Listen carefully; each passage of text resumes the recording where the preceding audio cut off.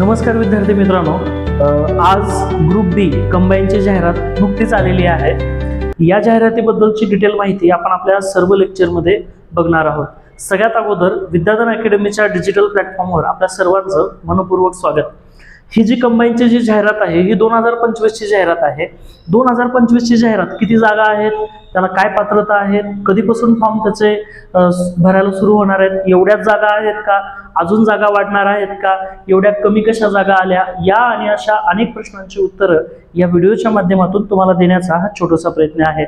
बर, आज 6:30 वाजता साधारणतः सायंकाळी आयोगानं 2025 म्हणजे आता जी मागची कंबाईन झाली ही कंबाईन 2024 ची होती, ही 2025 ची आहे।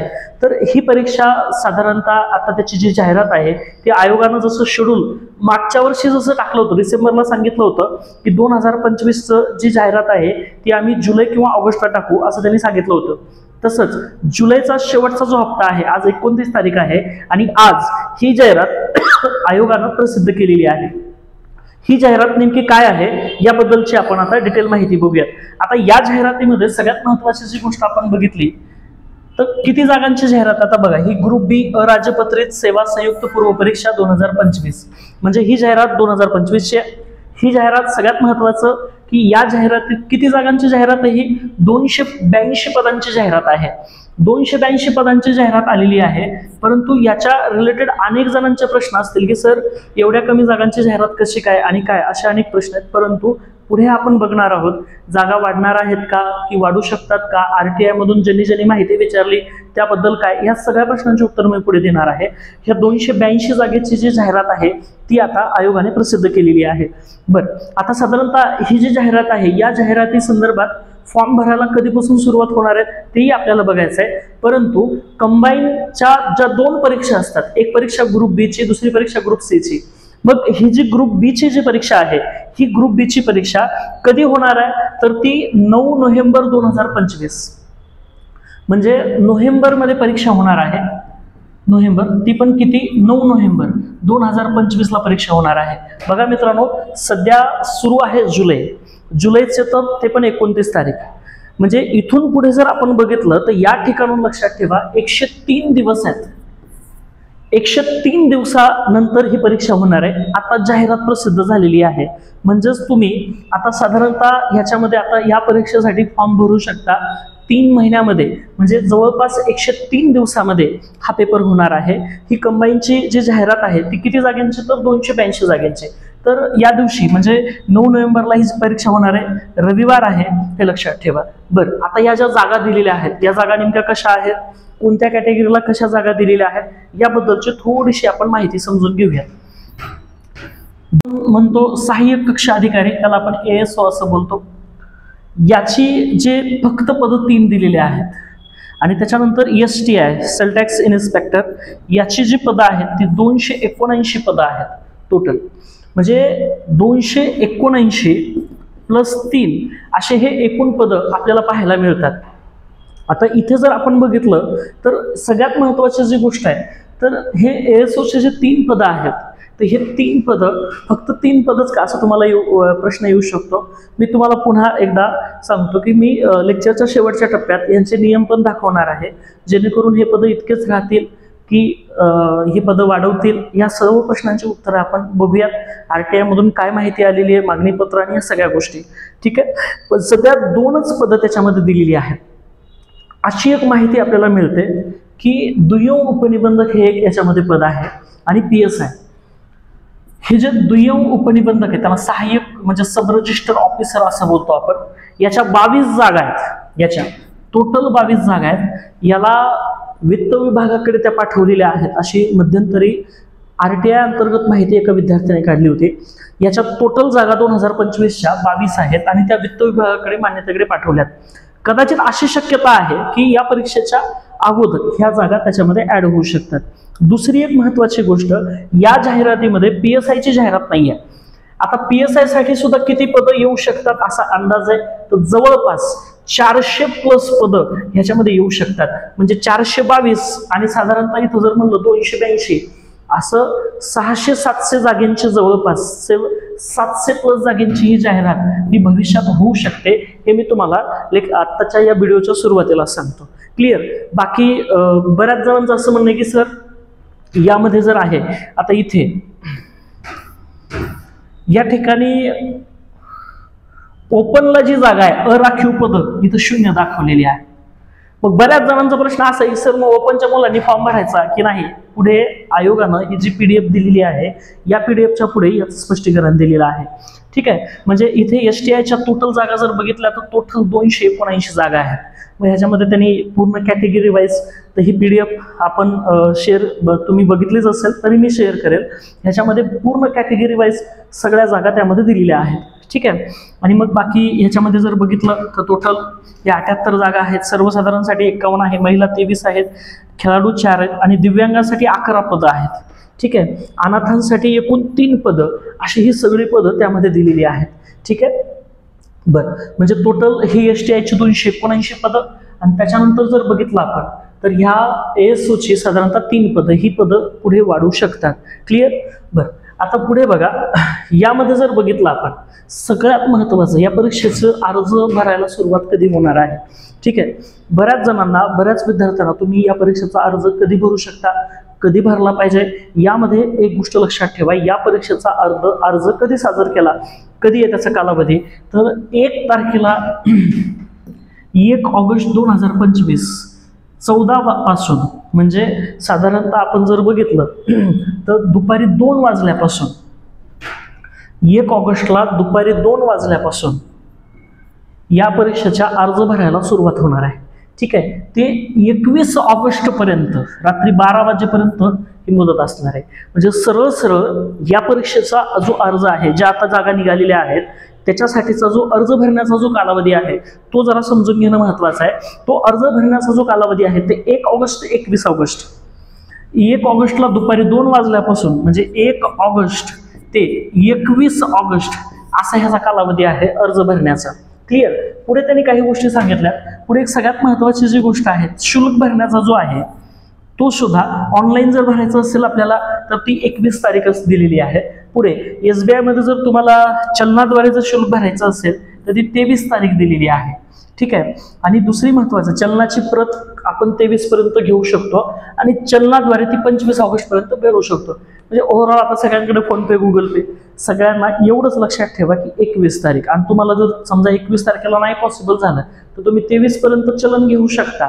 फॉर्म तर 21च्या आधीच भरायचा आहे, पण 23 पर्यंत चलन घेऊ शकता आणि 25 पर्यंत ते भरू शकता. साधारणतः 1 तारखेला याचा फॉर्म भरायला सुरुवात होणार आहे. ठीक आहे. म्हणजे या परीक्षेसाठी जागा किती आल्यात, दुसरं या परीक्षेसाठी अर्ज भरायला सुरुवात कधी होणार आहे याबद्दलची माहिती आपण बघितली. आता याच्यानंतर सर या परीक्षेत एवढ्या जागा राहतील का, PSIच्या जागा का आल्या नाहीत, दुय्यम उपनिबंधकच्या जागा का आल्या नाहीत, ओपनला जागाच नाहीत, अशा सर्व प्रश्नांची उत्तरं आता आपण इथून पुढे बघण्याचा प्रयत्न करू. बरं, आता हे बघत असताना इथले जे नियम आहेत हे नियम थोडेसे समजण्याचा प्रयत्न करू. तुम्हाला नियम जर समजले तर तुम्हाला कळेल की नेमकं काय त्याच्यामध्ये सांगितलेलं आहे. पुढे बघा, पदसंख्या आणि आरक्षणाच्या संदर्भात इथं क्लिअर सांगितलंय. पदसंख्या व आरक्षणाच्या संदर्भात सर्वसाधारण तरतुदी इथं सांगितलंय. पदसंख्या आणि शासनाच्या संबंधित विभागाच्या सूचनेनुसार बदल होण्याची शक्यता आहे. बघा, आयोगानं पहिलंच जाहिरातीमध्ये सांगितलंय ही जे पदं आलेली आहेत या पदांमध्ये बदल होऊ शकतो, हे क्लिअर इथं सांगितलेलं आहे. क्लिअर. म्हणजे बऱ्याच जणांना असा प्रश्न असेल की सर मग जागांचं काय, तर तुम्हाला लक्षात आलं पाहिजे पहिला नियम की इथे बदल होऊ शकतो. दुसरं, प्रस्तुत परीक्षेतून भरण्यात येणाऱ्या विविध संवर्गापैकी जाहिरातीच्या दिनांकापर्यंत प्राप्त झालेली पदे जाहिरातीमध्ये नमूद केलेली आहेत. जे आयोगाला मागणीपत्र गेलेलं आहे तिथपर्यंतची पदं आयोगाने दिलेली आहेत. पुढचा महत्त्वाचा मुद्दा, नमूद व्यतिरिक्त प्रस्तुत भरण्यात येणाऱ्या उर्वरित संवर्गातील पदांचा नंतरच्या टप्प्यावर समावेश होण्याची शक्यता आहे.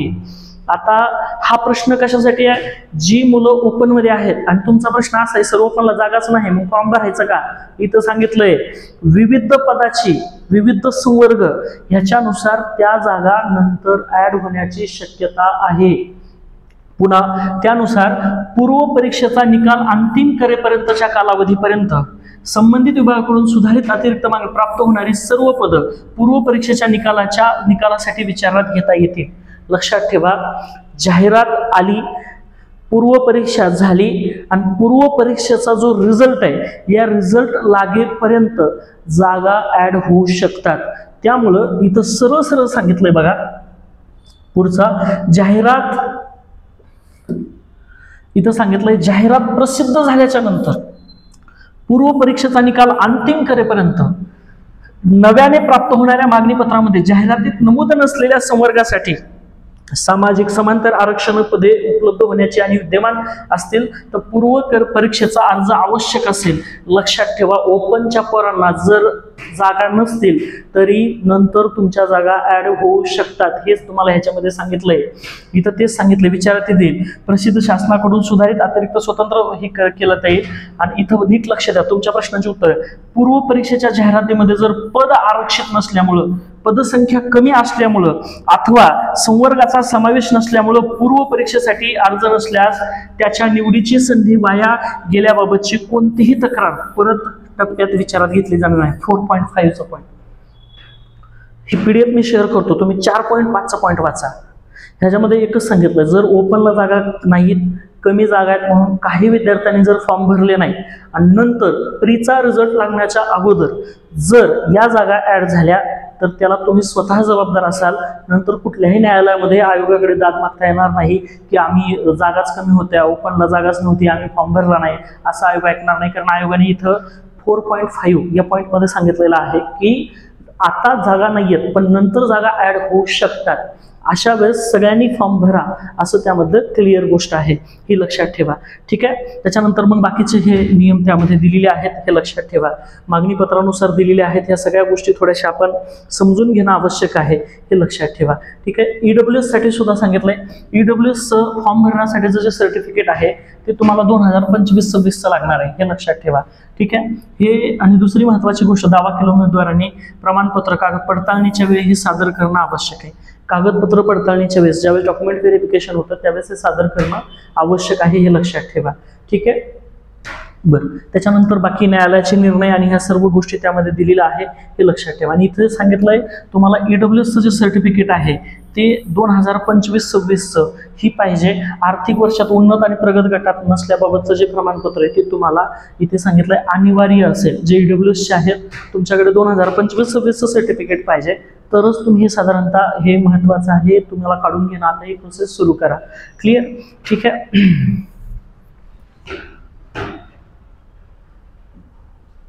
बाकी ह्या सगळ्या गोष्टी दिल्यात. खेळाडूसाठी आरक्षण, आता ह्याच्यासाठी सगळ्यात महत्वाची जी गोष्ट आहे तर दिव्यांगाचे जे प्रकार आणि ह्या पण गोष्टी त्यांनी डिटेल दिलेल्या आहेत.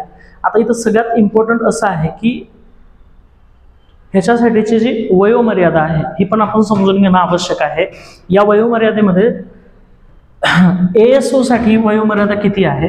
1 नोव्हेंबर 2025 या दिवशीपर्यंत ही वयोगणना तुमची गृहीत धरली जाणार आहे. म्हणजे तुमचं वय किती पाहिजे या परीक्षेला फॉर्म भरण्यासाठी. आपल्याला सगळ्यांना माहित आहे, तुम्हाला MPSCच्या जी कंबाईन असेल किंवा राज्यसेवा असेल या परीक्षेसाठी जर अर्ज भरायचा असेल तर कुठलाही पदवीधर हे पाहिजे. शैक्षणिक पात्रता आपल्याला माहित आहे, पण वयोमर्यादा नीट लक्षात ठेवा. 1 नोव्हेंबर 2025 तुम्हाला कमीत कमी वय किती पाहिजे आणि जास्तीत जास्त किती आहे? कमीत कमी वय सर्वांसाठी दिलेलं आहे 18 वर्ष पाहिजे. 18 वर्षापेक्षा कमी वय असेल तुम्हाला फॉर्म भरताच येत नाही. पण इथे ओपनसाठी 18 ते 38 असं आहे. ओपनसाठी काय आहे? 18 ते 38. आणि जर तुम्ही समजा OBC असाल किंवा अनाथ असाल, बाकी कॅटेगरी असेल तर 43 आहे. म्हणजे वयोमर्यादा या कंबाईनसाठी किती आहे तर 18 ते 38 ओपनसाठी आणि कॅटेगरीसाठी 43, हे लक्षात ठेवा. खेळाडूसाठी काय सांगितलंय? खेळाडूसाठी सांगितलंय 43 आणि मागासवर्गीयांसाठी सुद्धा 43 सांगितलेलं आहे. आणि माजी सैनिक लक्षात ठेवा, हे माजी सैनिकासोबत सुद्धा खूप इम्पॉर्टंट गोष्ट आहे. माजी सैनिक आणीबाणी यांच्यासाठी 43 वर्षाची मर्यादा आहे, हे लक्षात ठेवा. ठीक आहे, आणि दिव्यांग असतील तर हे 45 वर्षापर्यंत हे अर्ज त्यामध्ये करू शकतात. हा त्याच्यामधला सगळ्यात महत्वाचा मुद्दा आहे. क्लिअर? आणि शैक्षणिक अर्हता जर आपण बघितली तर याच्यामध्ये सांगितलंय सरळ सरळ काय पाहिजे तर कुठलंही ग्रॅज्युएशन असलं पाहिजे. आता अनेकांचा प्रश्न पडतो, सर मी फायनल इयरला आहे आता माझ्याकडे 12वी पासूनचे बरेच विद्यार्थी आहेत जे कंबाईनचं प्रिपरेशन करतात, आणि असेही विद्यार्थी आहेत जे फायनल इयरला आहेत, ज्यांनी मागची कंबाईन दिलेली आहे, ते साधारणतः त्यांना 50 क्रॉस स्कोर आहे. काही विद्यार्थी फायनल इयरला असताना सुद्धा मुख्य परीक्षेला होते. तर अशा अनेक महाराष्ट्रातील सर्व विद्यार्थ्यांना प्रश्न पडू शकतो, सर मी आता सेकंड इयर अपियर आहे आणि मी परीक्षा देऊ शकतो का? याचं उत्तर इथे दिलेलं आहे त्यांनी. हे एकदा आपण व्यवस्थित नियम वाचूया, मग मी तुम्हाला ते समजून सांगतो की नेमकं काय आहे. इथे बघा, पदवी परीक्षेस बसलेले जे उमेदवार आहेत, संयुक्त पूर्व परीक्षेत तात्पुरते पात्र असतील. तुम्ही जर सेकंड इयर तुमचं जर कंप्लीट असेल तर तुम्ही पात्र आहात. आता तुम्ही थर्ड इयरला गेलात, पात्र आहात. परंतु पूर्व परीक्षेच्या निकाला आधारे संबंधित घेण्यात येणाऱ्या मुख्य परीक्षेच्या प्रवेशासाठी उमेदवारांनी मुख्य अर्ज करण्याच्या स्वीकारासाठी अंतिम दिनांकापर्यंत पदवी परीक्षा उत्तीर्ण होणं आवश्यक आहे. मित्रांनो लक्षात ठेवा, तुम्हाला पूर्व परीक्षेचा, तुम्ही ज्यावेळेस फायनल इयरला असता, फायनल इयर ज्यावेळेस अपियर होता, तेव्हा तुम्ही या परीक्षेचा अर्ज भरू शकता. परंतु ज्यावेळेस पूर्व परीक्षेचा निकाल लागतो, साधारणतः पूर्व परीक्षा झाल्याच्या नंतर 3 ते 4 महिन्यामध्ये पूर्व परीक्षेचा निकाल लागतो, आणि मुख्य परीक्षेचा अर्ज भरण्यापूर्वी तुम्ही थर्ड इयर उत्तीर्ण पाहिजे. ठीक आहे, म्हणजे जे मुलं, बरेचसे मुलं असे आहेत की ज्यांच्या सेकंड इयरला बॅक आहेत पण ते थर्ड इयरला आहेत, ते सुद्धा इथे सेकंड इयर अपियर इथे महत्त्वाची गोष्ट आहे. थर्ड इयर ज्यांचं बॅक आहे काही हरकत नाही, परंतु मेन्सच्या अगोदर तुमचं थर्ड इयर क्लिअर पाहिजे, ही गोष्ट लक्षात ठेवा. म्हणजे जी मुलं सेकंड इयर पासून थर्ड इयरला गेलेली आहेत, असे सर्व मुलं या परीक्षेसाठी अर्ज करू शकतात. मेन्सला, तुम्हाला मेन्ससाठी जायचं असेल किंवा मेन्सचा जर अर्ज भरायचा असेल तर तुमचं मग ते थर्ड इयर क्लिअर पाहिजे, हे लक्षात ठेवा. म्हणजे ओव्हरऑल सेकंड इयर कंप्लीट असणारे सर्व विद्यार्थी या ठिकाणी फॉर्म भरू शकतात, असंही त्याच्यामध्ये दिलेलं आहे. ठीक आहे, बाकी मग ही निवड प्रक्रिया वगैरे या तर गोष्टी आपल्याला माहिती आहेत, परीक्षेचे टप्पे आणि ह्या सुद्धा गोष्टी आपल्याला सर्व माहिती आहेत. म्हणजे या सर्व व्हिडिओमधून मला तुम्हाला एवढं सांगायचं आहे मित्रांनो, इथं जाहिरात आलेली आहे 103 दिवस, म्हणजे साधारणतः आपण 100 दिवस पकडूयात. हे 100 दिवस तुमच्यासाठी राहिलेले आहेत. 1 तारखेपासून फॉर्म भरायला सुरुवात होणार आहे. 1 ऑगस्ट ते 21 ऑगस्ट ही फॉर्म भरण्याची डेट आहे. दुसरं, परीक्षेची जी तारीख आहे ती 9 नोव्हेंबर आहे. म्हणजे आपण 100 दिवस आपल्या हातात आहेत असं समजूयात. दुसरं, जागा किती आहेत, त्या वाढणार आहेत, कमी होणार आहेत, या सगळ्या गोष्टींची उत्तरं मी तुम्हाला देण्याचा प्रयत्न केला. सब रजिस्टर ऑफिसचे साधारणतः म्हणजे SRO म्हणजे दुय्यम निबंधक याचे 22 पदं आहेत. ही 22 पदं नंतर ॲड होऊ शकतात अशी शक्यता आहे. PSIचे 400 पदं नंतर ॲड होऊ शकतात अशी पण खूप दाट शक्यता, आणि हे ॲड होतच असतात, दरवर्षी होत असतात. त्यामुळे माझी सर्व विद्यार्थ्यांना विनंती आहे की नक्कीच किती जागा आहेत, कमी आहेत, जास्त आहेत, अभ्यास माझा झालाय नाही झालाय याकडे अजिबात लक्ष देऊ नका. इथून पुढे 100 दिवस आहेत मित्रांनो. हे 100 दिवस खूप महत्त्वाचे आहेत. या 100 दिवसामध्ये मग जिथे आपण कमी आहोत, जो विषय आपला अवघड जातो त्या विषयाकडे लक्ष द्या. या 100 दिवसामध्ये एखादी चांगली टेस्ट सिरीज लावा. टेस्ट सिरीज आपण सुद्धा आपल्या अकॅडमी अंतर्गत लॉन्च करणार आहोत. मग या टेस्ट सिरीजमध्ये मार्कापेक्षा एक मत असं आहे की तुमचा अटेम्प्ट किती होतो, अटेम्प्ट कमी आहे की जास्त आहे, याचा थोडासा विचार करा. आणि दुसरी महत्त्वाची गोष्ट, अजिबात आता 100 दिवस आहेत, इथून पुढे तरी छान अभ्यासाला लागा आणि त्याच्यामध्ये जास्तीत जास्त रिव्हिजन करा. आयोगाचे प्रश्न जास्तीत जास्त पहा. जास्तीत जास्त वेळ हा आयोगाचे जे PYQ आहेत त्याच्या अनालिसिसकडे देणं खूप आवश्यक आहे. नक्कीच लवकरात लवकर फॉर्म भरा. म्हणजे तुमचं जे ऑप्शन आहे, इथे तुम्हाला पुणे असेल, मुंबई असेल, तुमचा जो डिस्ट्रिक्ट आहे, महाराष्ट्रातल्या 37 जिल्ह्यांवर ही परीक्षा होणार आहे. मग सगळ्यात अगोदर फॉर्म भरा, म्हणजे तुम्हाला तुमचा जो डिस्ट्रिक्ट आहे तो संपणार नाही. मी पुण्याच्या विद्यार्थ्यांना आधी सांगेल की इथल्या जागा लवकर संपतात, मग नगर आणि या ठिकाणी जावं लागतं, म्हणून लवकरात लवकर याचा फॉर्म भरा. क्लिअर. आणि त्याच्यानंतर मग दुसरी गोष्ट, थोडेसे रिव्हिजन वाढवा आणि अजिबात टेन्शन घेऊ नका. 100 दिवस आहेत. या 100 दिवसामध्ये तुम्ही नक्कीच तुमच्या चुकांवर काम करा. मागच्या परीक्षेत ज्या चुका झाल्या त्या चुका पुन्हा करू नका. ज्या चुका झाल्या त्याची एक लिस्ट करा. मागचा 2024चा पेपर दिला असेल तर तो पेपर समोर ठेवा, त्याच्या चुका बघा काय झाल्या, आणि त्या चुका 2025ला झाल्या नाही पाहिजे याची काळजी घ्या. ओके, नक्कीच याच्या संदर्भात तुमची कुठलीही अडचण असेल, काही असेल, आपण कमेंट करा. नाही तर विद्याधन अकॅडमी हडपसर या ठिकाणची जी हेल्पलाईन आहे त्याच्यावरही आपण संपर्क करू शकता. धन्यवाद.